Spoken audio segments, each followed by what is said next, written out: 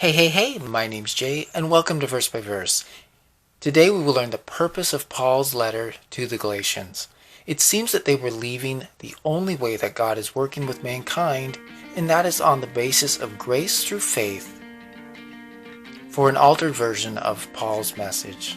A message that would place the new believers under bondage, making them feel like they would need to follow the law that was established under the Old Covenant. Now we may wonder how this is possible, but let me remind us that for centuries God was working with mankind on the basis of law, and this new change to grace through faith is confusing to the new believers. And they have some help with it, by the way, and we're going to find that out today. See, nobody has the ability or the authority to alter Paul's message because this message is given from God. As we continue our study in chapter 1 of Galatians, let us not forget that the same thing could possibly happen to us if we are not grounded properly in the word of truth. Again, my name's Jay, and this is Verse by Verse, so let's get into it.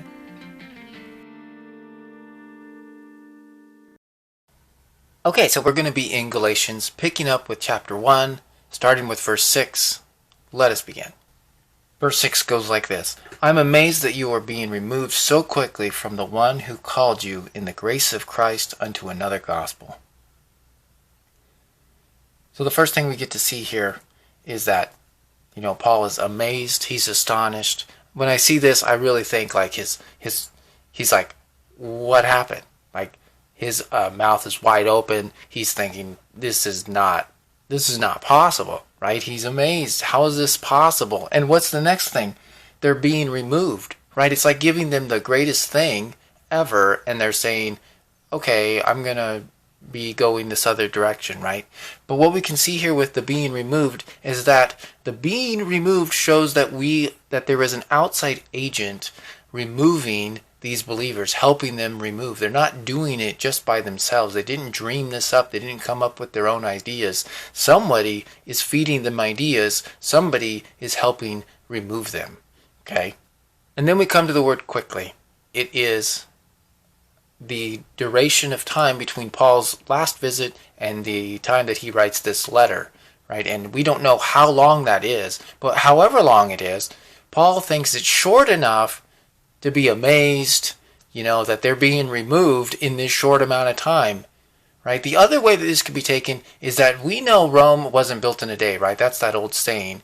But it could be that they heard this new thing and they quickly moved in that direction, and they didn't wait to talk to Paul. They didn't wait to write to him or get information and say, hey, this is a new thing. What do you think? Right? They didn't do that. They just quickly headed off in the new direction, and Paul's amazed and astonished, and he's just like, this is amazing. What's going on? The next thing we find is the word gospel, right? The word gospel. It isn't a special word. I just want to give that information to you right now. It's not a word that you just like, oh, have you heard of the gospel? Do you know the gospel? What's the gospel? We do that, but really what it means is good news, right? Have you heard the good news? People could be saying that, right? They could be just saying, have you heard the good news? The good news about Jesus. Have you heard the gospel? The gospel of Jesus. Have you heard, you could just put good news there because it is good news and it's actually great news. Moving on. Called in grace. Right? Called in grace. This is amazing because grace of Christ, right? Grace of Christ. This lets us know that, God still chooses whom he chooses, right? You can go to the Old Testament and you can find lots of evidence of God choosing someone over another someone, or choosing somebody like Pharaoh comes to mind for not a good thing, right? But ultimately a good thing, but not such a good thing for him. But ultimately, a display of God's power. Right? But you can also go to Esau and Jacob, right? You can also find other things that happen. I like to think about the birth of Jesus, and Mary was chosen, Joseph is chosen. There's a lot of people who were chosen, and we don't really know why and those things, but we do know that God has always been choosing, right? And calling people, right? And another gospel, another gospel. They're being removed to another gospel. And, you got to ask the question, can there be another gospel?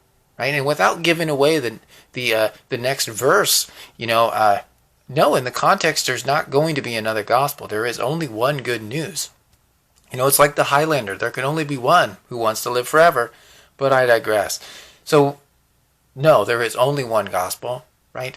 But what's Paul talking about, right? There's another, put that in quotes, good news, right? There's another, it's not good news. It's not good news. But there's this other gospel. So what does he say next? He says in verse 7, which is not another, only there are some troubling you and wishing to pervert the gospel of Christ. Okay, so it's not another, right? It's not another. There is something said right there that sounds good, but it's not the news, right? It's not the message from God. It's not the message that I gave you. That's kind of what Paul's saying is like, it's not, this is amazing that you would leave the real thing and go for the fake, right? Don't do that. You don't need to do that. Yeah, God's not doing that. So not another. It's not another. And then when the next thing is, they're troubling and confusing them, right? They're bringing in this stuff and they're confusing the people. Right? We're going to find that they're really trying to mix this law back in with grace. And now I know I said it in the intro, but it's just amazing that, they would want to accept that. Like you have freedom, just stay free. Just remain free. But you know what? People want to feel like they're doing something. People want to feel like they can get closer to God by doing something. And so maybe this is what they're going for. But it's troubling and it's confusing to them. And to pervert or to alter, right? They're really taking this to pervert, to alter Paul's message, right?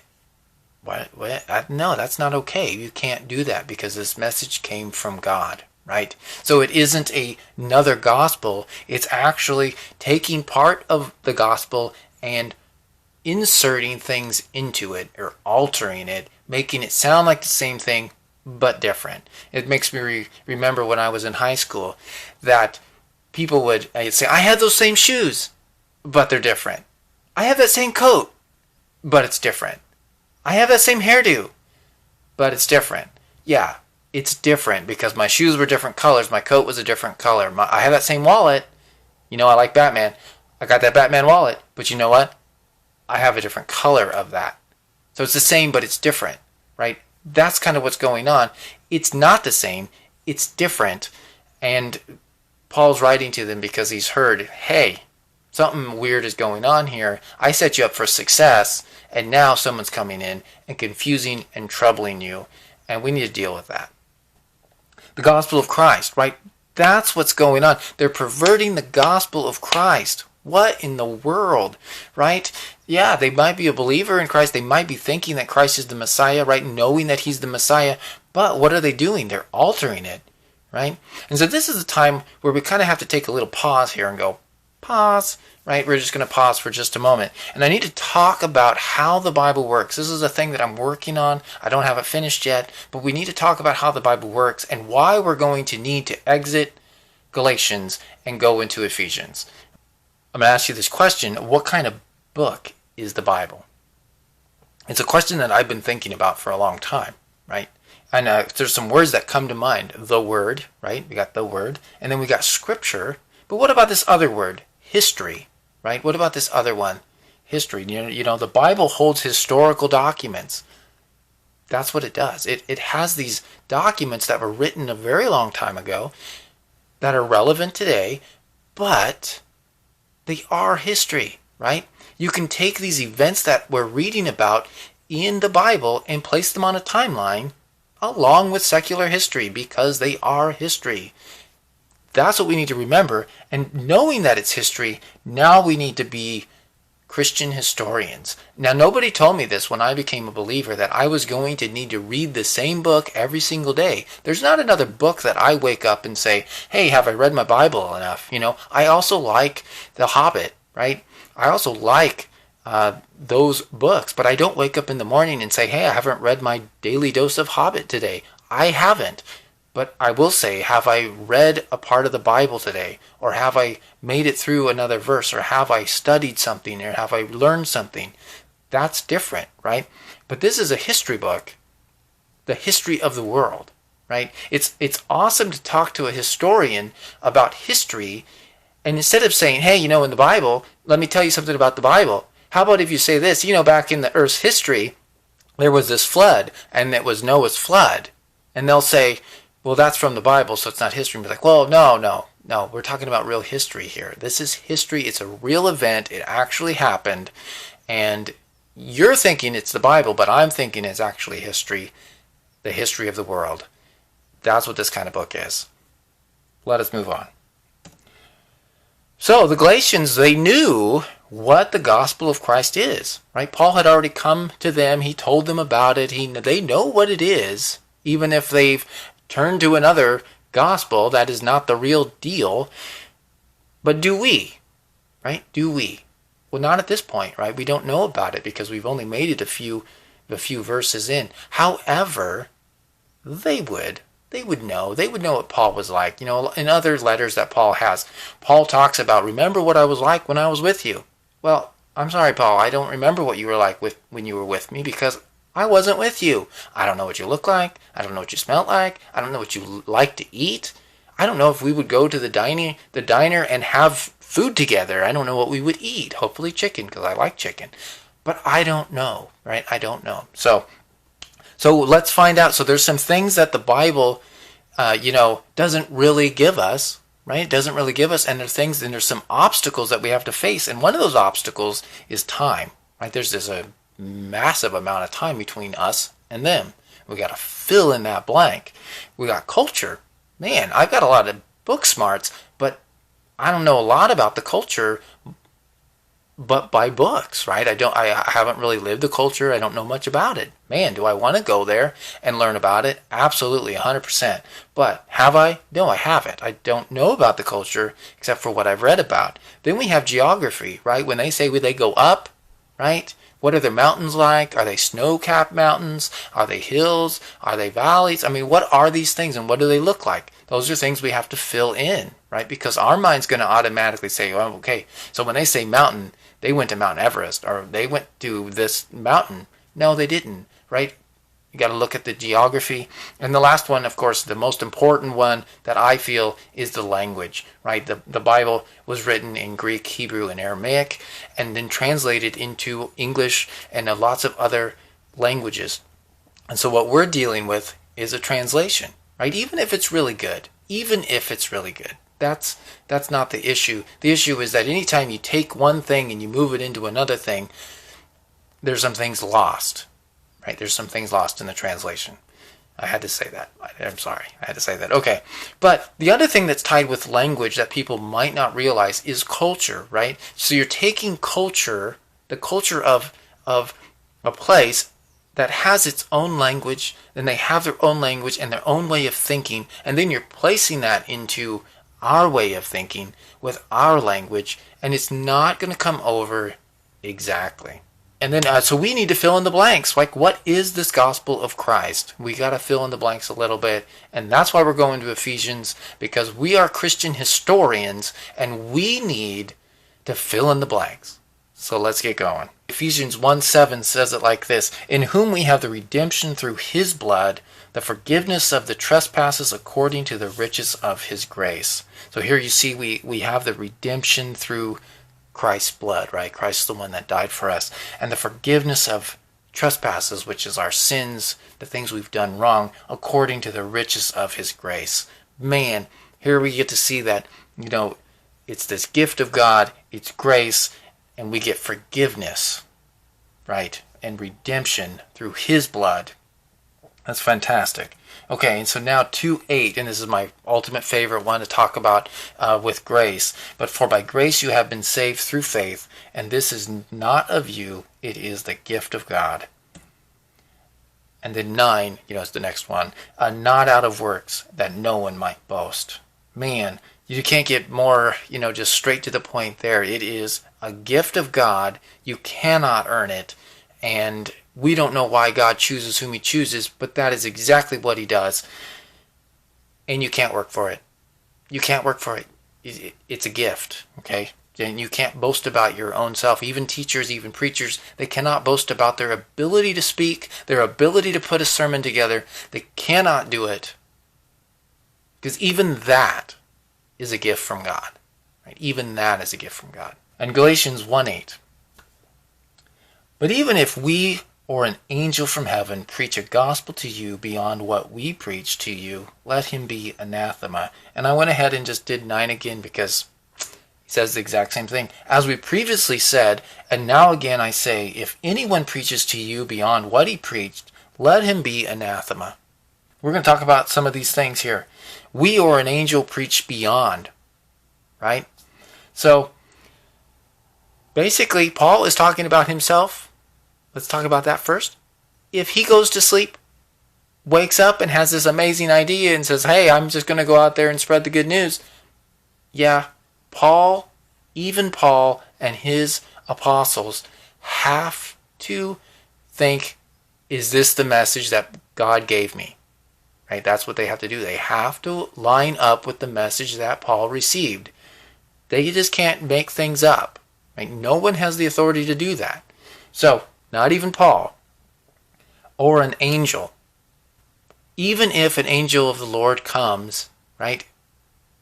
It still has to line up with Paul's message. Today we put a lot of weight on people's dreams, right? People have a dream, a vision, some kind of thing, and we think, oh yeah, that's from God. That's from God, and that gives us some insight into what hell's going to be like, what heaven's going to be like, and those kinds of things. But if it doesn't line up with what Paul has given us, given the church, because that's the message from God, then we need to be very careful about putting the weight on that, giving our ears to that. And also, if an angel comes to you or someone and visits you and tells you a story or tells you something or an event that's going to happen or whatever, if it's not in line with what Paul is giving, then it still carries no weight. Okay? There's lots of books, there's lots of things that have happened, but the issue is, does it line up with Paul's message? If not, it just has to be treated as false. It just has to be treated as false. And then, of course, you have that weird word, anathema, right? You got that weird word, anathema. It just means cursed. However, you may not be aware, but anathema is a transliteration of the Greek word, right? I'm not going to try to pronounce it for you, but anyways, it's that's what they did. That's what the translators did, but really it just means cursed, right? So anyone that is doing this, teaching this beyond what Paul is giving, they're cursed. Right? It doesn't bode well for them. God is not for them at that point. Don't do it, right? Don't do it. Make sure the things that you're going to be talking about and the things that you're going to be teaching and the things that you're going to be learning line up with what Paul was given from God. Okay, the false gospel. This is one of the things, this is one of those other places where we can stay in Galatians. We don't have to go out of Galatians, but I do want to jump ahead and tell you what the false gospel is so that you're aware of what they would know. Because, going back into we're Christian historians, the Galatians know what's being said. Like, they know at this point when Paul's writing to them, there's a problem, and Paul's saying, hey, this is the problem. Well, we don't know what that problem is yet. Yes, I've given you some insight. Where did I get that? Because I jumped ahead, right? That's what happened. I jumped ahead and I got some insight, and I've read the other parts of the Bible. So that's where all that information comes from.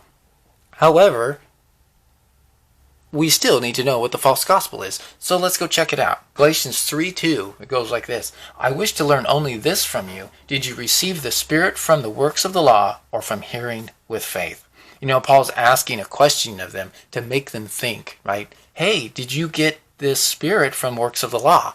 And that makes us, being Christian historians, think, hey, there's something there with this law, right? There's something there with this law, and Paul's trying to get them to think about it, right? Paul's getting them to think about it. Did you get it from the works, or did you get it from hearing? Right? Did you hear the faith, and did you hear it with faith, or did you just work for it? Galatians 3:3, are you so foolish, having begun in the Spirit, are you now perfecting yourselves in the flesh? Yeah. Did you start in the Spirit and then need to perfect yourselves in the flesh? That's interesting. It's a very interesting question, right? You were perfected, but now you need more perfection. by doing some works. Like, that doesn't make sense. It doesn't make sense. Paul's reminding them to think about it. Like, don't be foolish. Galatians 4:9, but now having come to know God, and this is my favorite, rather having been known by God, right? We get to be known by God. That's amazing. The God who created everything. We get to be known by him, and we're trying to learn about him by reading the Bible. And how do you turn again to the weak and beggarly rudiments to which all over again you desire to be in bondage? Basically, why are you trying to go back into the law and do these things? In the very next verse, I don't know if I put it on there. Yeah, it doesn't, but I think it's the very next verse, and he talks about, looking into the seasons and the days and, keeping those things. And it was more like the feasts of what the Jewish people would be doing and needing to do that for salvation, right? That's what we're learning. We're learning that why would you go back in there and do the ritual washings and worry about what you're going to eat and do these things and put that bondage back on you? Because you don't need to, right? You don't need to. Like, why do you desire to be in bondage? Then don't do that. Don't put yourself back in there. Anyways, Galatians 5:1 goes like this. Christ has freed us to freedom. Stand therefore and do not again be held under the yoke of slavery. Man, yeah, God has made them free, right? To freedom. You have a lot of freedom. And now, don't go back in and go back in under that yoke of slavery, right? Don't do it. You don't need to do it. Stay free. Don't allow law to bring you back into bondage. Stay free, right? Stay free. Galatians 5:4, you who are justified by the law have been severed from Christ. You have fallen from grace. My goodness, right? They were close with God. They knew what was going on. But those of them that want to do the works of the law, man, you've severed your relationship with Christ, right? Not a good place to be. And you have fallen from grace, right? Yeah. Like, you don't need God anymore. You don't need Christ's work on the cross because you're going to do it on your own. All right, I like to think about the gospel of Christ being in a zone, and that zone is a place where law cannot get in. Right? We don't want it in. And the minute that law starts to creep into that zone, it pushes that zone beyond where we need to be. And we need to proceed with caution if we get to that area and go back to what the Apostle Paul wrote to the churches of the time so that we don't fall into the same problems. And so for a recap is this. Paul is amazed that the believers are quickly turning to a false gospel. Since God is working with mankind on the basis of grace, the gospel of Christ is the only gospel for them and us today. Law and grace do not mix. If anyone teaches beyond what Paul has taught, they are cursed. And the church must stay alert to maintain the purity of the gospel of Christ. Again, my name's Jay, and this is Verse by Verse. Thank you so much for listening. I hope you have a blessed week, and I'll see you in the next video. Again, this is Verse by Verse. If you like what you see, please hit the subscribe button. Turn on that notification bell so you don't miss the next video. This has been Verse by Verse. You have a blessed week, and God be with you.